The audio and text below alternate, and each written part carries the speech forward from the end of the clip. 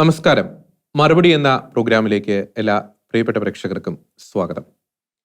Syro Malabar സഭ ഈ ഒരു കാലഘട്ടത്തിൽ വളരെ വലിയ രീതിയിലുള്ള ഒരു പ്രതിസന്ധിയിലൂടെയാണ് കടന്നുപോയിക്കൊണ്ടിരിക്കുന്നത്. പരിശുദ്ധ കുർബാനയുമായി ബന്ധപ്പെട്ട് ഉടലെടുത്തിരിക്കുന്ന സംഭവങ്ങൾ സാധാരണ വിശ്വാസി സമൂഹത്തിൻ്റെ മനസ്സിൽ വളരെ വേദന ഉളവാക്കുന്ന ചില സാഹചര്യങ്ങൾ സൃഷ്ടിക്കപ്പെട്ട നിമിഷങ്ങൾ ഈ കഴിഞ്ഞ ദിവസങ്ങളിൽ അരങ്ങേറുകയുണ്ടായി. എന്തുകൊണ്ടാണ് ഈ ഒരു വിഷയം ഇത്ര ഒരു കോംപ്ലിക്കേറ്റഡായി ഇതുവരെയും പരിഹരിക്കപ്പെടാതെ പോകുന്നത്? എന്താണ് ഈ ഒരു പ്രശ്നത്തിനുള്ള യഥാർത്ഥ ഒരു പരിഹാര മാർഗങ്ങൾ? ഈ വിഷയങ്ങളിൽ മറുപടിയുമായി ഇന്ന് നമ്മോടൊപ്പമുള്ളത് സാമൂഹ്യ നിരീക്ഷകൻ ഫാദർ ടോം ഒലിക്കരോട്ടാണ്.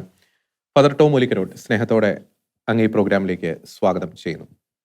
അച്ഛൻ, ഞാൻ തുടക്കത്തിൽ പറഞ്ഞതുപോലെ സഭയെ സംബന്ധിച്ച് വർഷങ്ങളായി ഒരു കീറാമുട്ടിയായ ഒരു പ്രശ്നമായിട്ട് ഈ പരിശുദ്ധ കുർബാന ഏകീകരണവുമായി ബന്ധപ്പെട്ട വിഷയങ്ങൾ ഇങ്ങനെ പോകുന്നു. ഒപ്പം തന്നെ വിശ്വാസി സമൂഹത്തിൻ്റെ ഇടയിൽ വളരെയധികം വേദന ഉളവാക്കുന്ന നിരവധി സംഭവങ്ങൾ അരങ്ങേറുന്നു. ആഗോള തലത്തിൽ വരെ സിറോ മലബാർ സഭ അവഹേളിക്കപ്പെടുന്ന സ്ഥിതിയിലേക്ക്, അല്ലെങ്കിൽ അപമാനിക്കപ്പെടുന്ന സ്ഥിതിയിലേക്ക് ഈ വിഷയവുമായി ബന്ധപ്പെട്ട ചില സാഹചര്യങ്ങൾ കൊണ്ടുചെന്നെത്തിക്കുന്നു. ഇത്തരത്തിൽ നാം ചിന്തിച്ചു നോക്കുമ്പോൾ എന്താണ് യഥാർത്ഥത്തിൽ ഈ വിഷയങ്ങൾക്കുള്ള ഒരു പരിഹാര മാർഗം, അല്ലെങ്കിൽ എന്തുകൊണ്ടാണ് ഈ വിഷയം ഇങ്ങനെ അനന്തമായി ഒരു പരിഹരിക്കപ്പെടാൻ പോകാത്ത ഒരു വിഷയമായി ഇങ്ങനെ നീണ്ടുകൊണ്ടു പോകുന്നത്? ജോർജി, ശരിക്കും വിശ്വാസത്തിന്റെ ഒരു പ്രൗഢി കൊണ്ടും പാരമ്പര്യത്തിന്റെ ഗരിമ കൊണ്ടും ഒരുപക്ഷെ പ്രേക്ഷിത തീഷ്ണത കൊണ്ടും ഒക്കെ ലോകത്തിലെ ഏറ്റവും ദീപ്തമായിരുന്ന ഒരു സജീവമായിരുന്ന ഒരു സഭയായിരുന്നു നമ്മുടെ സഭ.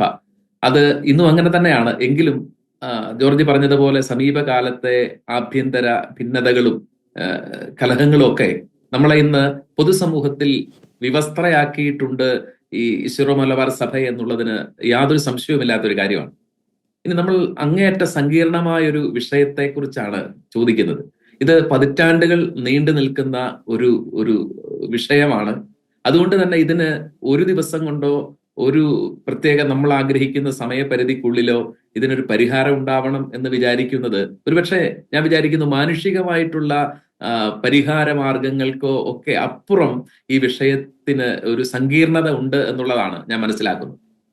ഇനി നമ്മൾ ഇങ്ങനെയൊക്കെ സഭയുള്ളിലെ ആഭ്യന്തര കലഹങ്ങളെക്കുറിച്ചും ഭിന്നതകളെക്കുറിച്ചും ഒക്കെ നമ്മൾ അറിയുമ്പോൾ നമ്മൾ എല്ലാവരും മനസ്സിലാക്കേണ്ട ഒരു കാര്യം, ഈ കാലഘട്ടത്തിലെ നമ്മുടെ സഭ ഇനിയൊരു ഭിന്നതയെ താങ്ങാനും മാത്രമുള്ള ആരോഗ്യമില്ലാത്തത്ര ദുർബലയാണെന്നുള്ളതാണ് യാഥാർത്ഥ്യം. ഒരു ഡിവിഷനെ അഭിമുഖീകരിക്കാൻ പറ്റാത്തത്ര വൾണറബിൾ ആണ്, ദുർബലയാണ് യഥാർത്ഥ സഭ. കാരണം നമ്മൾ ചിന്തിക്കൂ, യുവജനങ്ങളുടെ പങ്കാളിത്തം സകല മേഖലകളിൽ നമ്മൾ കുറയുന്നു. അപ്പോൾ ഒരു വൃദ്ധരുടെ ഒരു സമൂഹത്തെയാണ് ഇന്ന് പല ആരാധന സമൂഹങ്ങളിൽ നമ്മൾ കാണുന്നത്. മധ്യവയസ്കരും വൃദ്ധരുമായിട്ടുള്ള ആളുകളാണ്. ചെറുപ്പക്കാർക്ക് പങ്കാളിത്തം കുറയുന്നു. അവർക്ക് ഈ വിഷയങ്ങളിലുള്ള താല്പര്യം തന്നെ ഇല്ലാണ്ടാവുന്നു. അവരുള്ള വിശ്വാസം കൂടെ നഷ്ടപ്പെട്ടു പോകുന്ന രീതിയിലുള്ള സംഭവ വികാസങ്ങൾ നടക്കുന്നു. ഇനി സഭയുടെ പുരോഹിതരും മേൽപ്പട്ടക്കാരും ഒക്കെ അവഹേളിക്കപ്പെടുന്ന അവരുടെ ശുശ്രൂഷയുടെ അധികാരത്തെ പോലും മാനിക്കപ്പെടാതെ പോകുന്ന സങ്കടകരമായ കാഴ്ച നമ്മുടെ ചുറ്റും കാണുന്നു. ഇതിനേക്കാളെല്ലാം ഒരു സമുദായം എന്ന നിലയിൽ അനവധി പ്രതിസന്ധികൾ നമ്മുടെ മുമ്പിലുണ്ട്. ഈ സിറോ മലബാർ സഭയുടെ ഏറ്റവും വലിയ ശക്തി കേന്ദ്രങ്ങളായിരുന്ന കർഷക സമൂഹം നിലനിൽപ്പിന് വേണ്ടിയിട്ടുള്ള ദൈന്യതയാർന്ന പോരാട്ടത്തിലാണ്. സാമ്പത്തിക അടിത്തറകൾ തകർന്നു. അപ്പോൾ ഇങ്ങനെ ദുർബലയായി നിൽക്കുന്ന ഒരു സഭ, അതുകൊണ്ടാണ് ഞാൻ പറഞ്ഞത് നമുക്കിനി ഒരു ഭിന്നതയെ താങ്ങാനുള്ള ആരോഗ്യം ഈ സഭാഗാത്രത്തിനില്ല. അത് എല്ലാവരും മനസ്സിലാക്കുക എന്നുള്ളതാണ് ആദ്യത്തെ കാര്യം. അപ്പോൾ ഇവിടെ നമ്മൾ ഇന്ന സമയത്ത് തീരുമാനം ഉണ്ടാവണം. നമ്മൾ നമ്മുടെ വൈകാരികമായ ഓരോ പ്രശ്നങ്ങളെ കുറിച്ചുള്ള പ്രതികരണങ്ങൾ സോഷ്യൽ മീഡിയയിലൂടെ പറഞ്ഞ് ഈ വിഷയത്തിന്റെ സങ്കീർണത കൂട്ടുന്നതിലാണ് യഥാർത്ഥത്തിൽ ഇപ്പോഴുള്ള കാര്യങ്ങളൊക്കെ നടക്കുന്നത്. അതുകൊണ്ടാണ് ഞാൻ പറഞ്ഞത് മാനുഷികമായിട്ടുള്ള ഒരു യുക്തിക്കപ്പുറം ഒരു പരിഹാരം ഒരു ഇതിന് പ്രശ്നത്തിന് ഉണ്ടാവേണ്ടതുണ്ട്. ഓക്കെ, അച്ഛൻ പറഞ്ഞത് കറക്റ്റാണ്. പലപ്പോഴും ഒരു സഭയുടെ യഥാർത്ഥ ഒരു ശക്തി സഭ തിരിച്ചറിയാതെ പോകുന്നുണ്ടോ? ഞാൻ പറയാൻ കാരണം സഭയുടെ യഥാർത്ഥ ശക്തി അല്ലെങ്കിൽ സഭയുടെ നിലനിൽപ്പിന്റെ അടിസ്ഥാനം എന്ന് പറയുന്നത് ആ ഒരു സ്പിരിച്വൽ പവറാണ്. 2000 വർഷത്തെ ചരിത്രം എടുത്ത് നോക്കുമ്പോൾ ഇതിനേക്കാൾ വലിയ കൊടുങ്കാറ്റുകൾ സഭയ്ക്കെതിരെ ആഞ്ഞടിച്ചപ്പോൾ ആ ഒരു ആത്മീയ ശക്തിയുടെ ഒരു തോണിയിലേറിയാണ് ആ പ്രതിസന്ധികളെ അതിജീവിച്ചത്. അപ്പോൾ ആ ഒരു പശ്ചാത്തലത്തിൽ ഒരു ആത്മീയ തലത്തിൽ നാം ചിന്തിക്കുമ്പോൾ ഇതിന്റെ ഒരു യഥാർത്ഥത്തിലുള്ള ഒരു പരിഹാര മാർഗം എന്തായിരിക്കും? ജോർജ്, അപ്പസ്തോല പ്രവർത്തനങ്ങൾ 2-ാം അധ്യായത്തിൽ ആദിമസഭ അതിഭീകരമായ മതമർദ്ദനത്തെ, നിലനിൽപ്പ് തന്നെ അപകടത്തിലാവുന്ന രീതിയിലുള്ള ശത്രുതകളെ ഒക്കെ നേരിട്ടൊരു സമയത്ത് അവിടെ വിശ്വാസികൾ ധൈര്യത്തിന് വേണ്ടി അവർ ചെയ്തത് പ്രാർത്ഥിച്ചു എന്നാണ് പറയുന്നത്. ആ ഒരു മനോഹരമായ പ്രാർത്ഥന അപ്പസ്തോല പ്രവർത്തനം 2-ാം അധ്യായത്തിന്റെ ആദ്യ വാചകങ്ങൾ നമ്മൾ കാണും. ഇവിടെ who is behind the scene, ഈ ഭിന്നിപ്പുകൾ ഉണ്ടാക്കുന്നത് ആരാണ്, ഈ അനുസരണക്കേടിന്റെ അരൂപികളെ വ്യാപിപ്പിക്കുന്ന ആരാണ്, സഭയിലെ പ്രശ്നങ്ങളുടെ യഥാർത്ഥ കാരണം ആരാണ്? പലപ്പോഴും നമ്മൾ ആ യഥാർത്ഥ കാരണത്തെ മനസ്സിലാക്കുന്നില്ല എന്നുള്ളതാണ് ഇവിടെ സംഭവിക്കുന്നത്.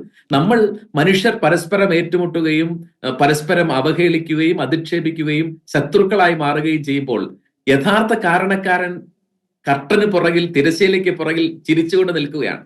ആരാണ് സഭയുടെ ശത്രു? സഭയ്ക്ക് എല്ലാ കാലത്തും ഒരു ശത്രുവേ ഉള്ളൂ, അത് സാത്താനാണ്. വേദപുസ്തകം നിരന്തരം ആവർത്തിച്ച് പറയുന്ന ഒരു കാര്യമാണ്, തിരുസഭയ്ക്ക് ഒരു ശത്രുവേ ഉള്ളൂ, അത് പിശാചാണ്. അപ്പോൾ അതുകൊണ്ടാണ് എഫേസ്യർക്ക് എഴുതുന്ന ലേഖനത്തിന്റെ 6:12 പൗലോസ്ലീഹ വളരെ കൃത്യമായിട്ട് പറയാണ്, നമ്മൾ പോരാടുന്നത് മാംസത്തിനും രക്തത്തിനും എതിരായിട്ടല്ല, സ്വർഗീയ ഇടങ്ങളിൽ പോലും വ്യാപരിക്കുന്ന തിന്മയുടെ ശക്തികൾക്കെതിരെയാണ്. അപ്പോൾ ഈ പോരാട്ടം ആരോടാണ് എന്നുള്ളത് തിരിച്ചറിയാതെ വ്യക്തികൾ തമ്മിലാണ്, മനുഷ്യർ തമ്മിലാണെന്ന് തെറ്റിദ്ധരിച്ചുകൊണ്ട് പരസ്പരം ഏറ്റുമുട്ടി നമ്മൾ നാൾക്ക് നാൾ ദുർബലരായി മാറുകയാണ്. ഈ കർട്ടന്റെ പുറകിൽ, ഈ സീനിന്റെ പുറകിൽ പിശാചിന്റെ നിഴലുണ്ട് എന്ന് നമ്മൾ തിരിച്ചറിയുമ്പോഴാണ് പിന്നെ നമുക്കൊരൊറ്റ പരിഹാരമേ ഉള്ളൂ. അത് മർക്കോസിന്റെ സുവിശേഷം 9:29 യേശു വളരെ കൃത്യമായി പറയുന്നു, പ്രാർത്ഥന കൊണ്ടല്ലാതെ മറ്റൊന്നുകൊണ്ടും ഈ വർഗം പുറത്തു പോകത്തില്ല. അപ്പോൾ സാത്താനെതിരെ സോഷ്യൽ മീഡിയയിലെ നമ്മുടെ പ്രതികരണങ്ങൾ ഒരു സമരായുധമല്ല എന്ന് നമ്മൾ തിരിച്ചറിയണം. പൗലോസ്ലീഹയൊക്കെ പറയുന്നുണ്ട്, ഞങ്ങളുടെ സമരായുധങ്ങൾ ജഡികങ്ങളല്ല. അപ്പോൾ ഒരു ആത്മീയ സമരായുധം ഈ കാലത്ത് സഭയ്ക്കുണ്ട്. നമ്മളത് എന്തുകൊണ്ടാണ് ആ സമരായുധത്തെ, പ്രാർത്ഥന എന്ന് പറയുന്ന ആയുധത്തെ ആശ്രയിക്കാതെ പോകുന്നത് എന്നുള്ളതാണ് വിഷയം. മാനുഷികമായ ന്യായങ്ങളും ന്യായീകരണങ്ങളും നമ്മുടെ പ്രതിരോധങ്ങളും ഒക്കെ നിഷ്ഫലമായി പോകുന്ന ഈ ഒരു സമയത്ത് എന്തുകൊണ്ട് ഈ ആത്മീയ സമരായുധത്തിലേക്ക് സഭ തിരിയുന്നില്ല? അപ്പോൾ ഇവിടെ നടക്കേണ്ടത് ഇതൊരു കുറച്ച് ആളുകളുടെ ഒരു പ്രദേശത്തിന്റെയോ തെറ്റായിട്ടോ തിന്മയായിട്ടോ മാറുന്ന മനസ്സിലാക്കുന്നതിനപ്പുറം ഇത് ഈ തലമുറയുടെ വിശ്വാസ തകർച്ചയുടെ ഒരു അടയാളം കൂടിയാണ്. അങ്ങനെയാണെങ്കിൽ ഈ സഭയിലെ ദൈവജനം ഒന്നടങ്കം, ഈ തലമുറയിലെ ദൈവജനം ഒന്നടങ്കമാണ് ദൈവസന്നിധിയിൽ എളിമപ്പെടുത്തുകയും പ്രാർത്ഥിക്കുകയും പരിഹാരം ചെയ്യുകയും ചെയ്യേണ്ടത്. നിനവയിലെ ആളുകളുടെ ഉപവാസത്തെയും പരിഹാരത്തെയും ഓർക്കുന്ന 3 നോമ്പ് നമ്മൾ ബാവൂസ എന്ന പൗരസ്യ സുറിയാനി പാരമ്പര്യത്തിൽ പറയുന്ന 3 നോമ്പ് ഈ തിങ്കളാഴ്ച നമ്മൾ മുതൽ ആരംഭിക്കുകയാണ്.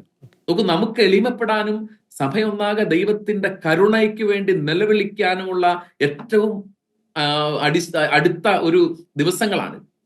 അതിനുശേഷം വലിയ നോമ്പ് വരികയാണ്. പ്രാർത്ഥനയുടെയും പരിഹാരത്തിന്റെയും മാർഗമല്ലാതെ ജോർജി, ഞാൻ പറയുന്നു, മാനുഷികമായ ഒരു യുക്തിക്കും ഒരു തന്ത്രത്തിനും പരിഹരിക്കാൻ പറ്റാത്ത വിധം നമ്മുടെ സഭയുടെ പ്രശ്നം സങ്കീർണമാണ്. ഇതിന്റെ പിറകിൽ സഭയെ തകർക്കാനുള്ള പിശാചിന്റെ ശക്തമായ സാന്നിധ്യമുണ്ട്. അവനെതിരെ ഉപവാസവും പ്രാർത്ഥനയുമാകുന്ന ആത്മീയ സമരായുധമല്ലാതെ മറ്റൊരു മാർഗം ദൈവജനത്തിന്റെ മുൻപിൽ ചരിത്രത്തിൽ ഉടനീളം ഉണ്ടായിട്ടില്ല. അപ്പോൾ അതുകൊണ്ട് പ്രാർത്ഥനയുടെ ഈ ആത്മീയ സമരായുധത്തിന്റെ ശക്തിയിൽ ഈ സഭ വിശ്വസിക്കണം. നമ്മൾ എളിമപ്പെടണം, ഉപവസിക്കണം. ദൈവത്തിന്റെ ഇടപെടലിന് വേണ്ടി നമ്മൾ ക്ഷമയോടെ കാത്തിരിക്കേണ്ടതാണ്.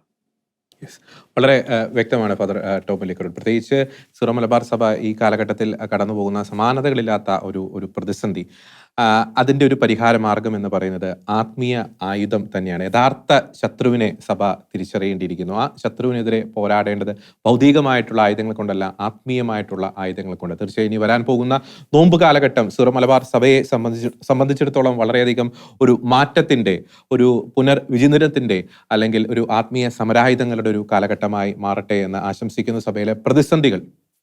അതുപോലെ തന്നെ ജോർജി, യഥാർത്ഥത്തിൽ ഈ സഭ ആരുടേതാണ് എന്നും ഓരോ വിശ്വാസിയെ തിരിച്ചറിയേണ്ടത്. ഇത് കർത്താവിൻ്റെതാണ്, മിശിഹായുടെ സഭയാണ്.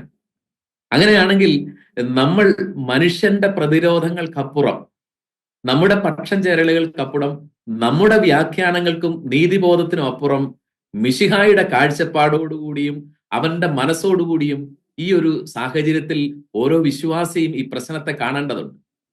ആരായിരുന്നു നസറത്തിലെ ഈശോ? അവനെക്കുറിച്ച് പറയാണ്, അവൻ ചതഞ്ഞ ഞാങ്ങണ ഒടിക്കാത്തവനും പുകഞ്ഞ തിരി കെടുത്താത്തവനുമാണ് എന്ന് പറഞ്ഞാൽ അത്രമേൽ ദീർഘക്ഷമയും അലിവുമുള്ളവനായിരുന്നു മിശിഹ. അതുകൊണ്ട് ഈ കാലഘട്ടത്തിൽ നമുക്ക് പരിഹരിക്കാൻ പറ്റാത്തതെന്ന് പ്രത്യക്ഷത്തിൽ തോന്നുന്ന ഈ പ്രശ്നങ്ങളെ നസ്രത്തിലെ ഈശോയുടെ മനസ്സോടെ നോക്കാനും അവന്റെ സഭയാകുന്നതുകൊണ്ട് തന്നെ അവൻ ഇതിന്റെ മേൽ സംരക്ഷിക്കാൻ അവന് അധികാരമുണ്ട്.